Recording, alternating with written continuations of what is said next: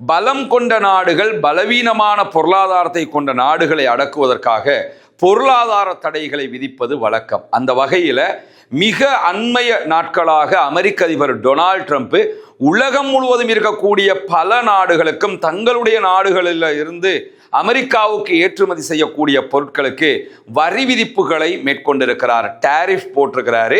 தன்னுடைய மிக நெருங்கிய நட்பு நாடாக இருந்த கனடா மேலேயே மிக அதிகமான வரிகளை சுமத்தி இருப்பதையெல்லாம் நம்ம பார்க்க முடிகிறது. மொத்தமாக 220 மில்லியன் ஈரானுடைய ரியால்களை ஒருவர் தனிநபர் சம்பளமாக பெற்றுக்கொள்வார்.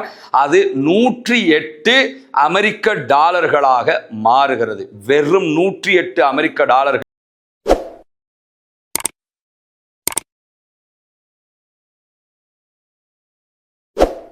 ஒரு நாட்டுடைய பொருளாதாரம் அந்த நாட்டினுடைய கரன்சி வேல்யூவை வச்சு தான் உலக அளவில் பெரும்பாலும் பார்க்கப்படுகிறது. கரன்சி வேல்யூ அந்த நாட்டில் இருக்கக்கூடிய தங்கத்தின் அடிப்படையில் கணிக்கப்படுகிறது. எது எப்படி போனாலும் ஒரு நாட்டுக்கு தேவையான வருமானம் ஏற்றுமதி இறக்குமதியை கொண்டுதான் அவர்கள் உள்வாங்குவதும் வெளியில் அனுப்புவதுமாக செயல்பட்டு வருவாங்க. இதுதான் பெரும்பாலும் நாடுகளுடைய வருமானத்தின் அடிப்படையே தீர்மானிக்கக்கூடியதாக இருக்கிறது. இந்த நேரத்தில் எல்லா நாடுகளும் தங்களுடைய வருமானத்திற்கு ஏதாவது ஒரு வழியை கையிலே வைத்திருக்கிறார்கள். நம்ம நாடு டூரிசத்தை பெரும்பாலும் நம்பி இருக்கிறோம். அவ்வப்போது விவசாயத்தையும் நம்பி இருக்கிறோம். இப்பொழுதுதான் நம்ம நாட்டுக்குள்ள தொழிற்துறைகள் வளர்ச்சி அடைந்து வந்து கொண்டிருக்கிறது. அதே மாதிரி பக்கத்தில் இருக்கக்கூடிய மால்டிவ்ஸாக இருந்தால் அவங்க மொத்தமாகவே டூரிசத்தை நம்பி இருக்கிறாங்க.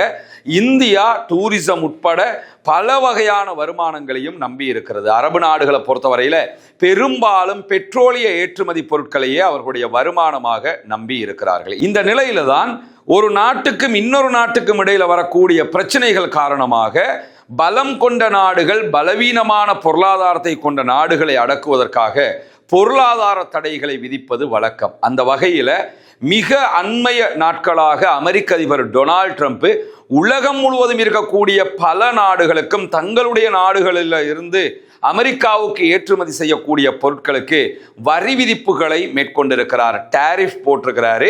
தன்னுடைய மிக நெருங்கிய நட்பு நாடாக இருந்த கனடா மேலேயே மிக அதிகமான வரிகளை சுமத்தி இருப்பதையெல்லாம் நம்ம பார்க்க முடிகிறது. இப்படியான சூழ்நிலையில கடந்த பிப்ரவரி 28 அமெரிக்காவும் இஸ்ரேலும் இணைந்து ஈரான் மீதான ஒரு பாரிய யுத்தத்தை தொடுத்திருந்தார்கள். 40 நாட்கள் முதல் கட்ட யுத்தம் நடைபெற்றது. அதற்கு பிறகு அமெரிக்கா மாத்திரம் ஈரான் மீது 12 நாட்கள் யுத்தத்தை தொடுத்திருந்தது. இந்த 40 நாள் யுத்தம், பிறகு வந்த 12 நாள் யுத்தம், இதற்கு முன்பதாக இஸ்ரேலுக்கும் ஈரானுக்கும் இடையில் நடைபெற்ற 12 நாள் யுத்தம், இப்படி இந்த 3 வகையான யுத்தங்கள் மூலமாகவும் அமெரிக்காவோ இஸ்ரேலோ ஈரானை தோற்கடிக்க முடியவும் இல்லை. அவர்கள் நாங்கள் ஜெயித்து விட்டோம் என்பதை உரிமை கோரவும் முடியவில்லை. மொத்தத்தில் யுத்தத்தில் இராணுவ ரீதியாக ஈரான் ஜெயித்து விட்டது. ஆனால் கடந்த 20 ஆண்டுகளுக்கு மேலாக ஈரான் மேல பலவிதமான பொருளாதார தடைகளை அமெரிக்கா விதித்திருக்கிறது. ஏன் ஐரோப்பிய நாடுகள் கூட பலகட்ட பொருளாதார தடைகளை விதித்திருக்கிறது. ஈரான் அணு ஆயுதம் செய்கிறது என்கிற குற்றச்சாட்டை சுமத்தித்தான் இந்த பொருளாதார தடைகள் விதிக்கப்பட்டிருந்தது. இந்த தடைகளூடாக பலவிதமான சங்கடங்களுக்கும் சிக்கல்களுக்கும் பொருளாதார நெருக்கடிக்கும் தள்ளப்பட்டிருந்தது ஈரான். இந்த நிலையில தான் 40 நாட்கள் ஈரான் மீது தாக்குதல் நடத்திய அமெரிக்காவால் வெற்றி பெற முடியவில்லை. மீண்டும் 12 நாட்கள் யுத்தம் செய்தும் வெற்றி பெற முடியவில்லை. தற்போதைய சூழல்ல ஈரானை இராணுவ ரீதியாக தோற்கடிக்க முடியாது என்கிற முடிவுக்கு வந்திருக்கிறது அமெரிக்கா. அமெரிக்காவினுடைய நம்பர் 1 இராணுவ தோல்வியாக இது பார்க்கப்படக்கூடிய சூழலில் தான் ஈரான் மீது பொருளாதார தடைகளை விதிப்பதினூடாக, பொருளாதார அடக்குமுறைகளை செய்வதனூடாக ஈரானை தோற்கடிக்க முடியும், ஈரானை தன்னுடைய கட்டுப்பாட்டுக்குள் கொண்டு வர முடியும், ஈரான் அமெரிக்கா சொல்வதை கேட்க செய்ய முடியும் என்கிற இடத்திற்கு அமெரிக்கா வந்திருக்கிறது. அந்த வகையில் ஈரான் மீது பலத்த பொருளாதார நெருக்கடியை அமெரிக்கா உண்டாக்கி இருக்கிறது. ஈரானோடு தொழில் செய்கிற, ஈரானோடு கொடுக்கல் வாங்கலில் ஈடுபடுகிற, ஈரானுக்கு ஏற்றுமதி செய்கிற அல்லது ஈரானிலிருந்து பொருட்களை இறக்குமதி செய்கிற நாடுகளுக்கும் தாங்கள் பொருளாதார தடைகளை விதிப்போம் என்கிற எச்சரிக்கையையும் அமெரிக்கா விடுத்திருக்கிறது. இந்த எச்சரிக்கைகள் ஈரானுக்குள் மிகப்பெரியதொரு பொருளாதார அழுத்தத்தை கொடுக்கிறது என்பதில் எந்த மாற்றமும் கிடையாது. ஈரானுடைய அதிபர் மசூத் பெசக்ஷியன் நேற்றைய தினம் அல் ஜசீராவினுடைய அரபு தொலைக்காட்சிக்கு வழங்கியிருக்கக்கூடிய பேட்டியில பொருளாதார முடக்கங்களால் எங்களை சரணடைய செய்ய முடியாது, நாங்கள் முடங்கி போய்விட மாட்டோம் என்று சொல்லியிருக்கிறார். ஈரானுடைய ஃபாரின் மினிஸ்டர் அப்பாஸ் அராக்சியும் இதே கருத்தை வலியுறுத்துகிறார். அதே நேரம் ஈரானுடைய நாடாளுமன்ற சபாநாயகர் முகமது பாகர் ஹலீபாவும் தாங்கள் ஒருபோதும் சரணடைய மாட்டோம் என்பதை வலியுறுத்தி இருக்கிறார்கள். உண்மையிலேயே ஈரானியர்களுக்கு ஏற்படுகிற பொருளாதார அழுத்தத்தினால் அவர்கள் சரணடைய மாட்டார்கள் என்பதில் எந்த மாற்று கருத்தும் கிடையாது. இராணுவ ரீதியாக அவர்களை தோற்கடிக்க செய்ய முடியவில்லை என்பதிலும் எந்த மாற்று கருத்தும் கிடையாது. ஆனால் பொருளாதார ரீதியாக நாட்டுக்குள் மிகப்பெரியதொரு அழுத்தத்தை ஈரான் சந்திக்கிறது என்பதில் எந்த மாற்றமும் கிடையாது. வெளியில ஈரானுடைய தலைவர்கள் எந்த பிரச்சனையும் இல்லை என்று பேசிக்கொண்டாலும் உள்நாட்டுக்குள்ள பொருளாதார அழுத்தம் இருந்து கொண்டே இருக்கிறது. ஆல்ரெடி ஈரான் மீது இருந்த பொருளாதார தடைகளுக்கு மத்தியில் 2024 மட்டுமே ஈரான் 150க்கு மேற்பட்ட நாடுகளோடு 55 பில்லியன் அமெரிக்க டாலர்களுக்கு அதிகமான விற்பனைகளை, பொருட்கள் ஏற்றுமதிகளை செய்திருக்கிறது. இதிலே முதன்மையாக சீனா, இரண்டாவது இடத்திலே UAE ஐக்கிய அரபு அமீரகம் இருப்பதை நம்ம பார்க்க முடியும். இந்த சூழல்ல தான் தற்போது ஈரான் மீது அமெரிக்கா வைத்திருக்கக்கூடிய பொருளாதார தடைகளும் ஈரானுக்கு மிக பெரும் அழுத்தமாக மாறியிருக்கிறது. கடந்த பிப்ரவரி மாதம் 28ஆம் தேதி ஈரான் மீது அமெரிக்கா தாக்குதல்களை தொடங்குவதற்கு முன்பாக வரைக்கும் அமெரிக்காவினுடைய $1 ஈரானுக்குள் 1.6 மில்லியன் என்கிற அளவுக்கு பெருமதி சொல்லப்பட்டு வந்தது. அதாவது அமெரிக்காவினுடைய $1 ஈரானுடைய பணமாக இருக்கிற ரியால்ல 16 லட்சமாக மதிப்பிடப்பட்டது. இப்பொழுது அமெரிக்கா விதித்திருக்கக்கூடிய தடைகளுக்கு மத்தியில் அமெரிக்காவின் $1 என்பது ஈரானுடைய பெருமானத்தில், ஈரானுடைய கரன்சி வேல்யூ பிரகாரம் 20 லட்சங்களாக மதிப்பிடப்பட்டிருக்கிறது. இலங்கையில அமெரிக்காவினுடைய $1 இன்றைய தினத்தில் 329 ரூபாயாக மதிக்கப்படுகிறது. $1 கொடுத்தோம்னா ஸ்ரீலங்கன் மணி 329 ரூபா தருவாங்க, இவ்வளவு தானே தவிர. ஆனால் அமெரிக்காவினுடைய $1 கொண்டு போய் ஈரானுக்குள்ள கொடுத்தீங்கன்னா அவங்க 20 லட்சங்கள் தருவார்கள். அந்த அளவுக்கு பணவீக்கம் அதிகரித்திருக்கிறது. ஈரானுடைய கரன்சி வேல்யூ குறைந்து இருக்கிறது. இது ஈரானுக்கு இருக்கக்கூடிய மிக பெரும் பின்னடைவாக பார்க்கப்படக்கூடிய சூழல்ல தான் அல் ஜசீரா அரபு தளம் ஈரானுக்குள் பொதுமக்களிடத்தில் பேட்டிகளை எடுத்திருக்கிறார்கள். அதை ஒரு கட்டுரையாகவும் வெளியிட்டிருக்கிறார்கள், வீடியோவாகவும் வெளியிட்டிருக்கிறார்கள்.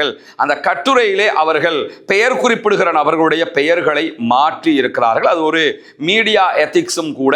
சில தகவல்களை தரக்கூடியவர்களுடைய சோர்ஸை மறைப்பாங்க, அதை எந்த அரசாங்கங்களும் கேட்கவும் கூடாது. இந்த நிலையில தான் அல் ஜசீரா வெளியிட்டிருக்கக்கூடிய குறித்த ஆர்டிக்கல் பிரகாரம் ஈரானுக்குள்ள இருக்கக்கூடிய விற்பனை செய்யக்கூடிய பொருட்கள் யுத்தத்திற்கு முன்பதாக எந்த விலைக்கு விற்கப்பட்டது, யுத்தத்திற்கு பின்பதாக என்ன விலைக்கு விற்கப்படுகிறது என்பதை அலசி இருக்கிறது அல் ஜசீரா.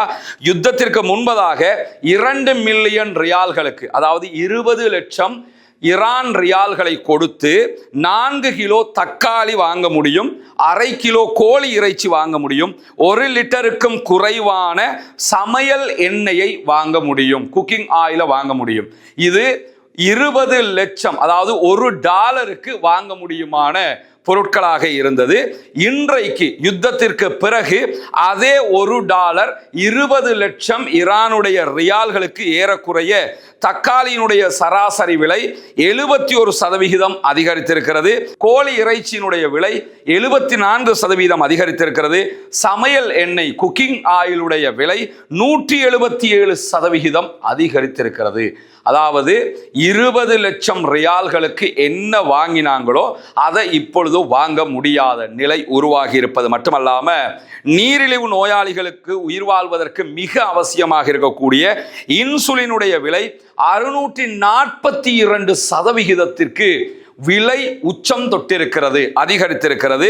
பாராசிட்டமோல், இங்க இருக்கிற நம்ம நாட்டில் பெனடோல் யூஸ் பண்ணுவோம், பாராசிட்டமோலும் யூஸ் பண்ணிக்கிட்டு இருக்கிறோம். இந்த பாராசிட்டமோல், செட்டமோல் இது எல்லாமே ஒரே வர்க்கத்தை சேர்ந்தது. இந்த பாராசிட்டமோல் வகையை சேர்ந்த டேப்லெட்டுகள் 93% விலை அதிகரித்திருக்கிற அதே நேரம் அரசாங்கத்தினால் மானிய விலைக்கு கொடுக்கப்படக்கூடிய குழந்தைகளுக்கான பால் பவுடர், பால் மாக்கள் கூட 95% விலை அதிகரித்திருக்கிறது என்கிற ஒரு ஆபத்தான பொருளாதார இறுக்கம் ஈரானை சூழ்ந்திருக்கிறது என்பதை ஈரானுடைய பொருட்களின் விலையேற்ற பட்டியல் முன்னால் நீங்க பார்க்க முடியும்.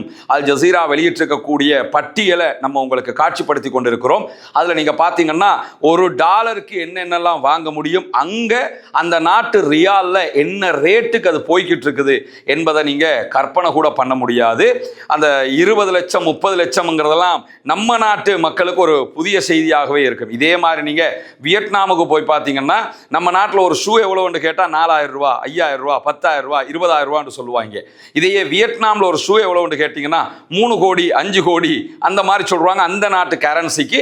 இல்லைன்னா டாலர்ல $150 $200 இந்த மாதிரி சொல்லுவாங்க.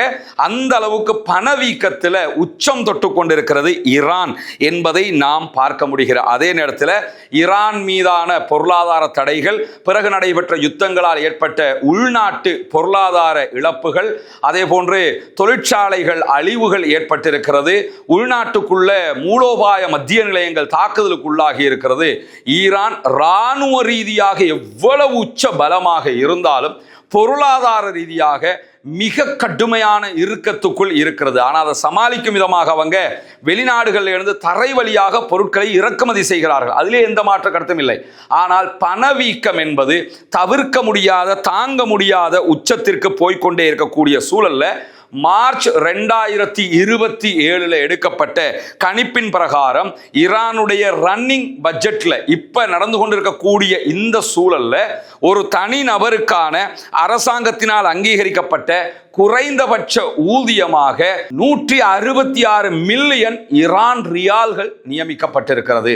166 மில்லியன் ஈரான் ரியால் என்று சொன்னா அமெரிக்க டாலர்ல வெறும் $82 மட்டும்தான்.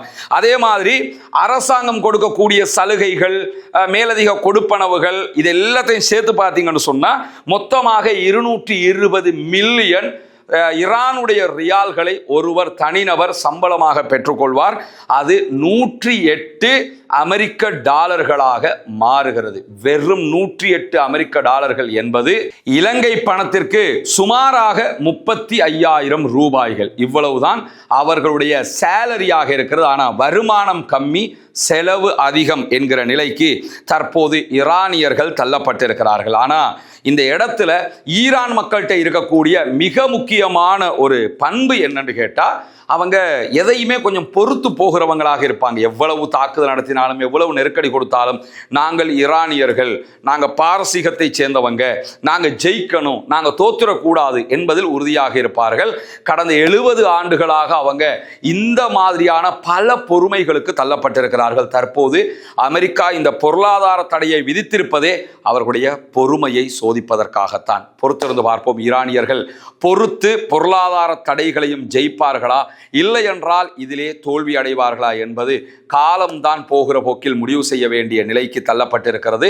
எது எப்படி போனாலும் ஹொர்முஸை இதுவரைக்கும் திறக்க மாட்டோம் என்பதில் உறுதியாக இருக்கிறது ஈரான். அடுத்த கட்டமாக ஹூத்திகள், யமன்ல இருக்கக்கூடியவங்க, ஈரானுடைய ஆதரவு பெற்றவர்கள், அவர்களும் ரெட் சீல பாபல் மந்த பகுதிகளில் சவுதியினுடைய கப்பல்கள் செல்வதற்கு தடை விதித்திருக்கிறார்கள். இந்த சூழல் தான் தற்போது மத்திய கிழக்கில் மிக அதிர்ச்சிகரமான சூழலாக இருக்கிறது.